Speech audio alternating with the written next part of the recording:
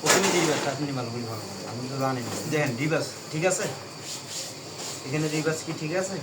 না, হালকা লইরে গেছে। হালকা রয়ে গেছে। এটার কারণটা কি হতে পারে? এটা রিভার্সের কারণটা, এইটা কারণে দুই জায়গার সমস্যা আসবে। এই রিভার্সে যদি এই জায়গাটা এরকম সমস্যা হয় তাহলে দুই জায়গার সমস্যা। এক, এই মডারের সমস্যা।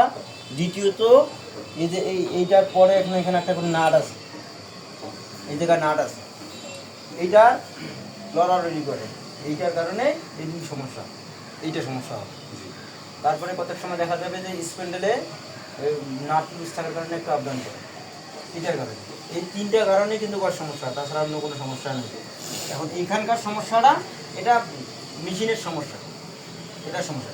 আর বেশিরভাগ সমস্যা করে যেটা রিভার্সে সেটা হচ্ছে যে এইটার সমস্যা, এখানে নাট আছে। হ্যাঁ, এই একটা নাট আছে। জমি তোলার সময় এখানে যদি লুজ কালেকশন হয় তাহলে সমস্যা হয়। ওখানে লুজ কালেকশন হলে সমস্যা হবে, এখানে তো লুজ কালেকশন হতে পারে। আর একটা সমস্যা, জমিন তোলার সময় কিন্তু এখানে 100% সমস্যা হয়ে যাবে। হুম, 100% একটা দাগ থাকবো।